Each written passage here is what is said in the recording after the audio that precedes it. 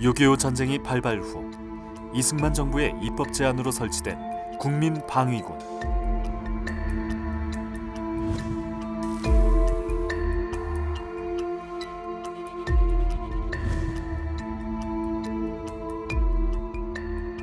수십만 명의 국민방위군이 나라를 지키기 위해 나섰습니다.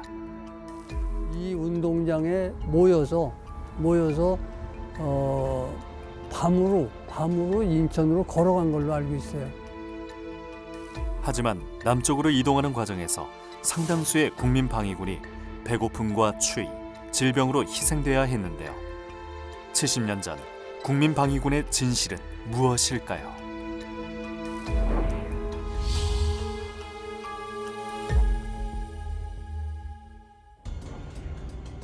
서울을 수복하고 평양에서 시민대회를 개최한 이승만 정부. 북진 통일의 기세를 드높이며 국민방위군 법안을 국회로 보냈습니다. 국민방위군 설치 법안의 조속 통과를 신신당부한 이승만 정부. 2개월 뒤인 그해 12월 21일 관련법이 공포됐습니다. 당시에 병력법에 근거가 있습니다. 그래서 우리가 그 병력의 예비 자원 중에서 이제 그 필요한 병력을 신체 검사를 통해서 선발하도록 되어 있는데 그걸 좀 더 구체적으로 조직화시켜서 만들려고 했던 거죠. 그래서 당시에 제2국민병이 약 238만 명 정도 되는데 그 중에 국민방위군으로 선발한 사람이 68만 명 정도 되는 겁니다.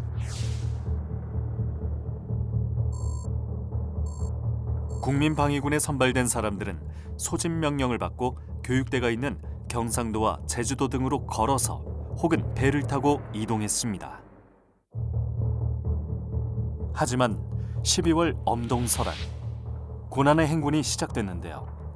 제대로 준비되지 않은 상태에서 무리하게 남쪽으로 이동하는 과정에 피해가 속출했습니다.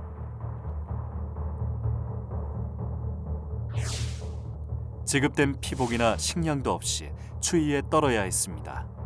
또한 정부의 무능한 관리 대책 등으로 교육대에 도착해서도 환경이 많이 열악했는데요. 이로 인해 수많은 국민방위군이 희생됐습니다. 첫째, 동사, 그다음에 아사, 굶어 죽은.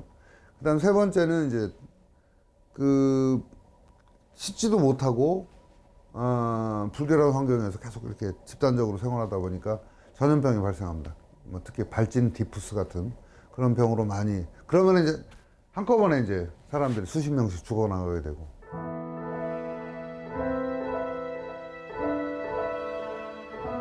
보이질 않아요 이제. 서울 동작구에 살고 있는 올해 89살의 남종우 씨. 인하대 화학공학과 교수와 부총장을 역임했습니다. 쭉다 있어요.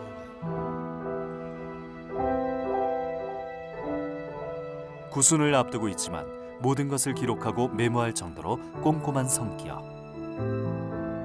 종우 씨는 70년 전 당시 17살의 나이로 국민방위군에 자원 입대했습니다. 그는 최종 직결지인 창원교육대로 이동하는 과정에 고생한 기억이 생생합니다. 아침에 일어나서 나만 그러니까 따스러우니까 이 양말을 벗고선 거기다 빨래비누를 그냥 그 바닥에다 칠해. 바닥에다가. 그러면 덜 부르는다고 그래. 빨래비누를 이렇게 뒤집어가지고 그냥 빨래비누를 칠하지. 그리고 발바닥에는 붙어서 터진 거는 또 어떻게 하냐면 이게 덧나니까 누가 성냥도는 그때 이렇게 가져가는 게 있으니까 성냥을 켜가지고 확 불 때 거기다 댄단 말이야. 성냥을 이렇게 해서 키잖아요. 그러면 그냥 확 일어나는 걸 그 물집에다 대서 그래가지고 싱크대도 걷는 거예요. 당시 경기도 김포읍에서 출발해 충주, 상주, 밀양 등을 거쳐 창원까지 도보로 이동한 종우 씨. 힘든 행군을 한 지 거의 보름 만에 교육대에 도착했습니다. 하지만 교육대에서 먹는 것은 물론 내무반 환경도 열악하기는 마찬가지였습니다. 아침에 일어나면은 집합을 시켜. 집합시키면 추럭이 와 있어. 거기다 줄 서놓고선 맨손 씻지도 않았지. 꼭 요만 주먹밥이 꼭 요만해. 요만한 크기 요만한 나무 봉판에다 넣어가지고 차곡차곡 싸가지고 왔는데 맨 위에 있는 그 밥을 먹는 사람은 그게 얼어가지고 산자밥처럼 그러지. 위가 살짝 얼어서 흰색이 난다고. 그래도 그게 그냥 맛있거든. 된장국이 없어. 그냥 그 밥이야 고 하나. 60여 년 동안 교육자로 살아온 남종우 씨. 젊은 시절 겪은 넉 달의 국민방위군 생활은 종우 씨에게 가장 참혹한 경험이었습니다. 그러니까 국민방위 사건이래 참 나쁜 놈들이라고. 예산 영달이 됐을 거라고. 틀림없이.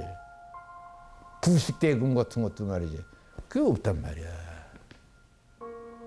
그러니까 그 국민방위군 사건이라는 게 대단한 사건이라고. 그거는.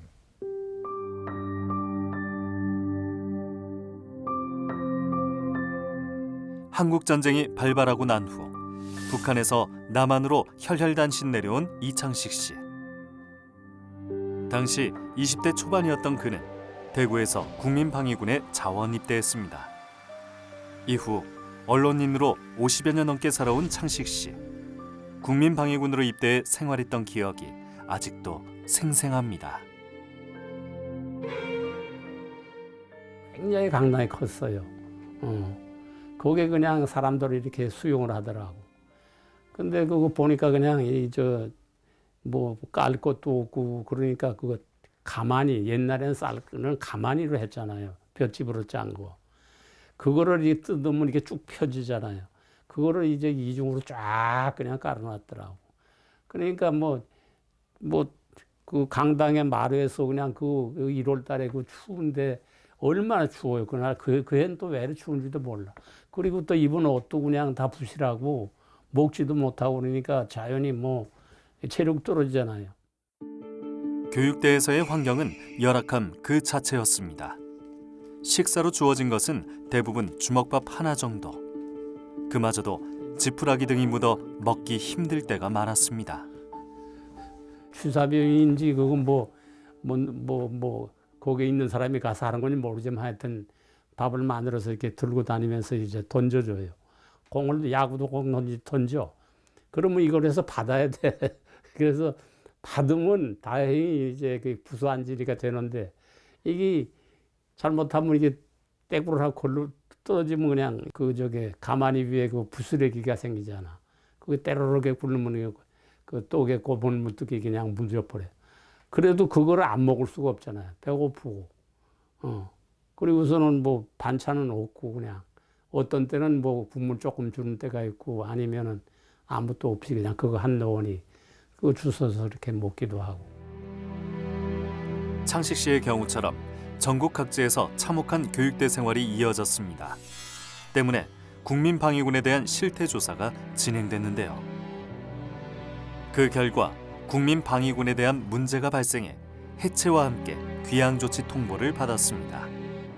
하지만 창식 씨는 예비사관학교에 입교해 석 달간 훈련을 받고 강릉에 있는 연대에 배치받아 근무한 후 만기 제대했습니다.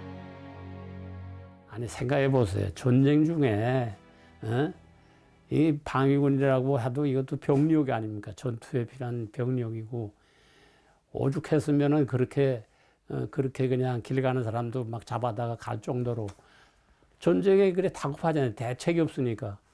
그래서 그래도 자진이 입대한 사람인데 참으로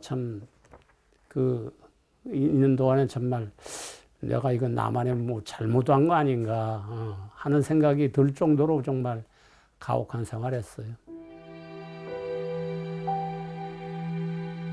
국민방위군의 참상은 10년 전 작고한 고 유정수 씨의 일기에 고스란히 드러나 있습니다. 당시 26살로 초등학교 교사였던 그는 국민방위군에 징집됐는데요. 경기도 화성에서 경북 청도 교육대까지 이동해 훈련받다가 고향으로 돌아왔습니다. 그는 국민방위군에서 생활한 약 3개월 동안 76차례 일기를 작성했습니다. 이것이 아버지가 이제 쓰셨던 그 진중일기라는 그런 그 이름으로 썼던 그 국민방위군 참전했던 그때 이제 그 일기장입니다. 그는 국민방위군 징집과 이동 그리고 교육대 생활 과정을 일기장에 생생하게 기록했습니다. 유정수 씨 일행은 당시 수원에서 집합해 용인, 장호원, 문경, 상주, 의성, 영천을 거쳐 청도에 있는 국민방위군 교육대로 향했습니다. 일기 곳곳에서 혹한 속 이동의 어려움과 궁핍한 교육대 생활의 흔적이 나타나 있습니다.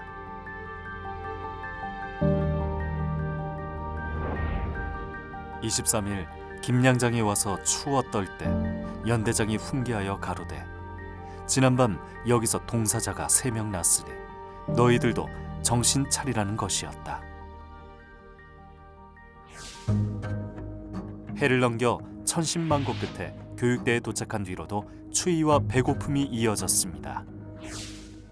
내무실이 추워서 병자가 속출하는데 의무실에 설비도 약도 부족하여 곤란이다. 내무실 마룻바닥에 집, 가마니 등을 2-3 겹 깔았으므로 잘 적에는 침구라야 담요 한 장뿐인지라 모두들 춥다고 떠든다. 이 고장에 거처한 일에 처음 겪는 모진 추위다. 실내에 102명이 한데 끼어 작업만 찬바람이 얼굴을 스쳐 방 안은 싸늘한 기운이 스쳐든다. 밤새도록 기침하느라고 혼이 났다. 오늘에서야 비로소 얼굴을 닦고 장갑을 빨았다. 장갑을 빨으니 집에서 끼고 나온 지 이미 50일이라 여기저기 해져 뚫어졌다.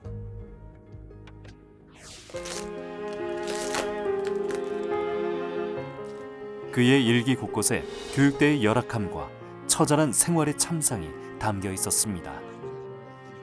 춥고 배고프고 힘든 상황 속에서도 희망을 놓지 않은 유정수 씨. 그는 1951년 3월에 이르러 다시 고향으로 돌아가게 됐을 때 이제 고향 산천이 보일 듯이 가까우니 모두들 얼굴에 화색을 띄우고 집에 가서 가족을 만나보고 음식을 해먹을 이야기로 발 아픈 것은 잊는다 라고 일기를 맺습니다. 이후 유정수 씨는 고향에 돌아와 일상에 복귀했지만 국민방위군에서 겪었던 추위와 배고픔에 대한 후유증을 톡톡히 겪었습니다. 아버지는 엄청 그 추위를 잘 타시거든요. 근데 아무래도 그 일기장에 보면은 그 냇가에 그 자갈밭에서 주무신 그런 적이 있다 그랬는데 아마 그래도 그 몸이 이렇게 그게 추위에 약하고 이렇게 그런 그 원인이 그 당시에 그렇게 심한 고초를 겪으셔서 그 후유증이 사시면서 일생에 계속 그런 것으로 해가지고 그 추위가 몸이 상하셨기 때문에 그런 보통 사람보다 더욱 더 추위를 타지 않았나 그런 생각이 듭니다. 인하공전 교수로 정년 퇴임한 올해 88살의 심재갑 씨. 인천중학교 재학 중이던 1951년 1월 3일 인천에서 국민방위군에 자원 입대했습니다. 그는 인천에서 해군 함선을 타고 제주도로 이동했는데요. 서귀포 초등학교에 주둔하며 힘들고 비참했던 상황이 아직도 기억에 생생합니다. 제가 주소를 다 이렇게 썼어요. 거기 있던 사람들 그 주소. 그 나중에 이 주소에 나온 사람들이 유공자로 된 사람들이 있었습니다만 주소가 증명이 되니까 그는 당시 기록했던 일기를 아직도 가지고 있습니다. 서귀포 초등학교에 있을 때도 이제 자꾸 탈영병이 생기고 그러니까 밤중에 소변 보러 화장실에 가거나 이러면은 다 그냥 빨가벗고 가고 그렇게 돼가지고 서귀포 초등학교에서 점점 아주 모든 것이 나빠지고 뭐 거기서 식사도 그렇고 여러 가지가 자꾸 나빠져서 그렇게 됐었죠. 네. 그가 기록한 일기에는 국민방위군으로 생활한 4개월여 내용이 고스란히 담겨 있었습니다. 당시 국민방위군은 집에서 챙겨간 돈으로 배고픔을 채우기도 했습니다. 제주도에 이렇게 피난민이라 그 국민방위군이 많이 내려와서 모두 인프레가 되고 야단이다. 그래서 돈들을 다 맡기게 하겠다 그러더니 모든 사물 있는 돈 있는 걸 다 내놓으라고. 그래서 돈은 다 이제 내놓고 그랬는데 어떤 사람을 이제 뒤져서 돈이 나오니까 막 그냥 그 구타를 하고 돈 안 내놨다고. 그러니까 겁이 나서 있는 돈 다 내놓고 그랬죠. 그래가지고 이제 그 뭐 돈을 맡긴다고 그래가지고 영수증을 적어주고 그랬는데 그 다 나중에 희지부지 된 걸로 알고 있습니다. 못 돌려받고. 네, 그렇죠. 네. 국민방위군 사건이 터지면서 귀양 조치가 이루어졌는데요. 제주도 전역에 분산돼 있던 국민방위군은 제주 비행장에 임시로 만든 천막에 수용됐습니다. 국민방위군은 열악한 환경으로 인해 당시 발진 티푸스 같은 전염병 피해도 많이 발생했습니다. 비행장, 지금 비행장 있는 데가 큰 수용소를 만들었어요. 하여튼 제주 그 비행장, 그 일대를 갖다가 다 그 국민방위군들 직결을 시키고 이제 귀향시킨다고 이제 그러던 때인데 그때부터는 그냥 그 천막 안에서 막 죽어나가고 하루에 10여 명씩 죽어나가는데 어떤 사람은 할 일이 없어서 거기 가서 그 발을 정자로 그래서 오늘은 11명 죽었다 뭐 죽었다 그러더니 어느 날은 20명까지도 죽고 이제 그런 거를 이제 그때 목격하고 정말 죽어나가는 사람들 보면 정말 참 눈물이 나죠. 그냥 아주 뭘 그리냐 이래가지고 그래가지고 또 참 아주 비참했어요 그때 거기서. 그 뭐 보니까 기록에 보니까 뭐 한라산 이런데 그냥 네, 한산에 그냥 네. 근데 한라산까지 이제 그것도 이제 전문으로 그걸 이제 날르고 그러는 사람도 있는데 듣자니 한라산에 가서 날라야 매장해야 된다는데 머니까 가다 그냥 아무데나 이렇게 했다고 그래요. 제갑 씨도 그곳에서 건강이 좋지 않아 한동안 고생했습니다.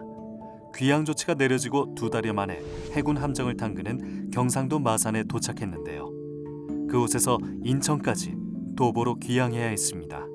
그 과정에서도 쇠약해진 많은 장정들이 희생됐습니다. 참 방위군의 희생자라는 건 뭐 죄아주 기진맥진돼 있었으니까 그 한번 쓰러지면 일어나지 못하더래요. 같이 기진맥진해서 오다가도 뭐 쓰러지면 그냥 일어나지 못하고. 당시 6개월간의 기억이 뇌리에서 사라지지 않는 제갑 씨. 동료였던 국민방위군들의 넋을 기리기 위해 위령탑 건립을 위한 탄원서를 국가에 제출하기 위해 사방팔방 뛰어다녔습니다. 그래도 어떻게든지 위령탑이라도 해놓으면은 돌아가신 분들한테 미안한 마음이 좀 덜을까 해서 그렇게 했었죠. 하지만 서명을 받는 도중 관련법이 바뀌어 위령탑 조성 계획은 수포로 돌아가고 말았습니다. 그는 국가를 위해 비참하게 희생된 국민방위군을 위로할 수 있는 방안이 마련되기를 희망합니다. 이제는 법이 바뀌어서 위령탑을 만들려면 그 주최하는 사람이 30%를 부담한다. 그 위령탑 하나가 20억이면은 6억을 준비하고 그걸 가져와야 이걸 접수시킨다. 그래가지고 제가 5,000명 만들었던 그 연판장을 뭐 제가 6억씩 저렇게 준비하기도 못하고 그래서 그냥 가져온 적이 있습니다. 근데 참 돌아가신 분들 위령탑이 하나도 없다는 것이 너무 안타까운 일이죠. 네. 충청북도 영동군 양산면에 있는 양산초등학교.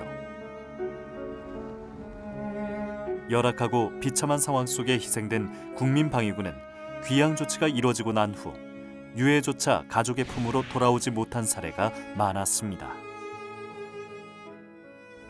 여기로 제가 저서 대구로 저 대구까지 이제 다 그냥 인쇄라는 거죠. 걸어서. 올해 85살의 이진공 씨. 그의 아버지 이평주 씨는 이곳에서 소대장으로 추천돼 국민방위군 4,500명을 인솔해 남쪽으로 떠났는데요. 영동읍을 거쳐 대구로 이동한 후 경북 영천에서 실종됐습니다. 이러한 사실은 진실화해위원회 조사를 통해 확인됐는데요.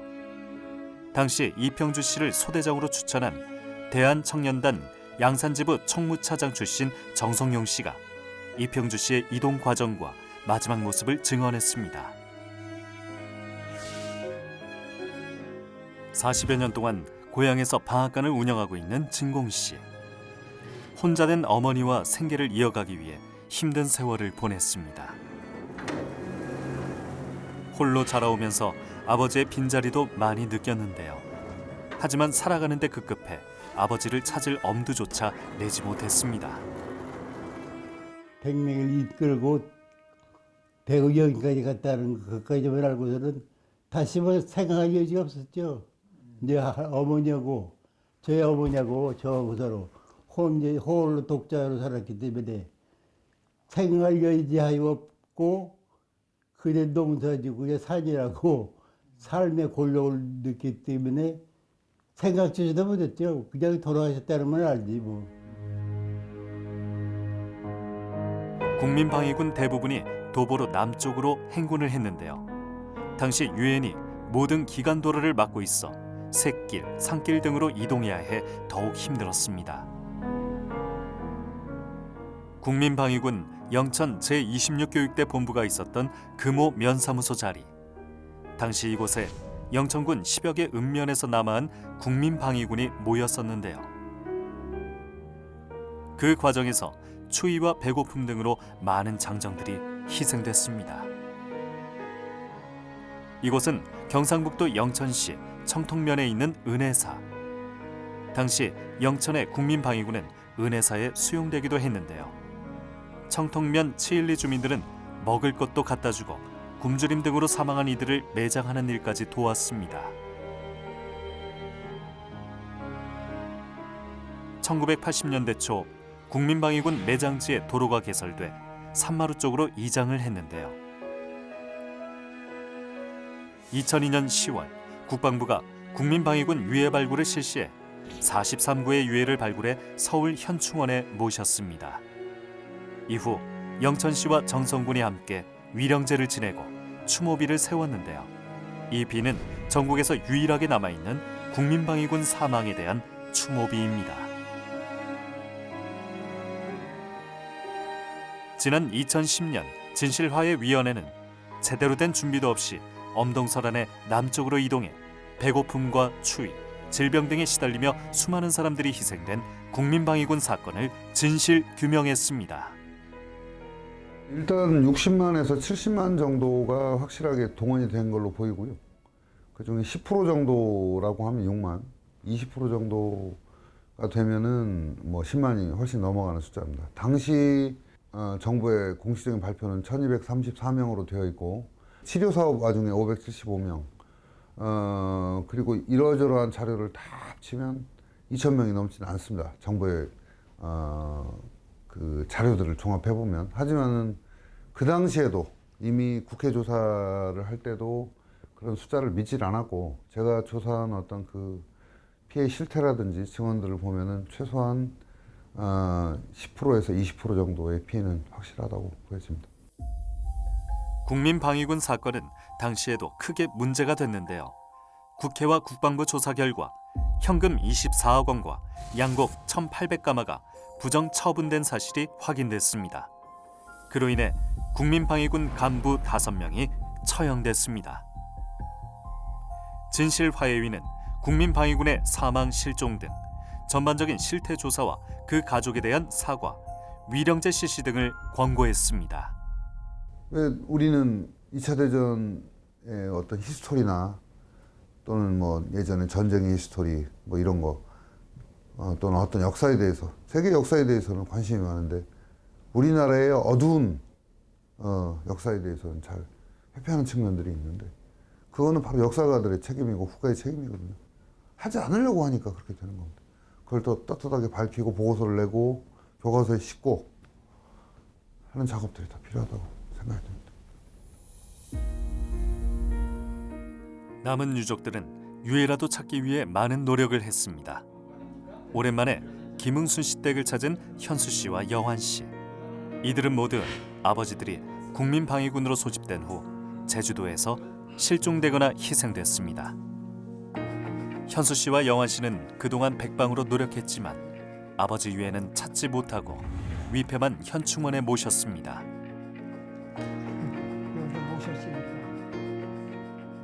국민방위군이 세상에 알려지는 데 큰 역할을 한 흥순 씨.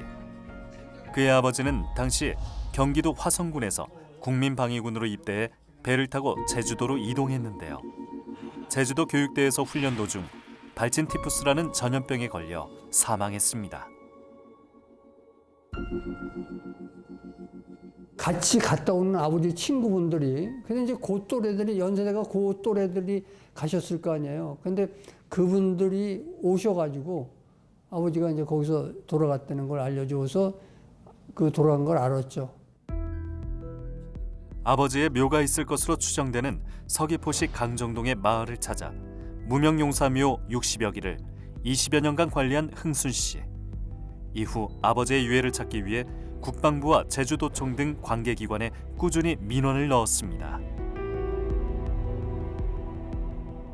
이런 노력 끝에 2000년대 초 국방부 유해 발굴을 통해 48개의 유해를 발굴했는데요. 흥순 씨는 DNA 확인 과정을 통해 50여 년 만에 아버지의 유해를 찾았습니다.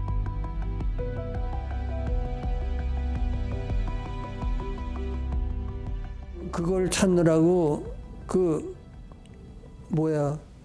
거기 그 현장에 가서 그 무당도 찾아가 보고 또 거기서 그 묘에 그 벌초를 갔다 거기서 잠도 자보고 꿈에라도 혹시 어디 저걸 해 주시지 않을까 그리고 그렇게 고생하다가 그 유해를 그렇게 찾는데 사실은 그때 이 양반이 가르쳐 준 데하고 거리가 굉장히 좀 떨어져 있는 데서 유해가 나왔더라고요.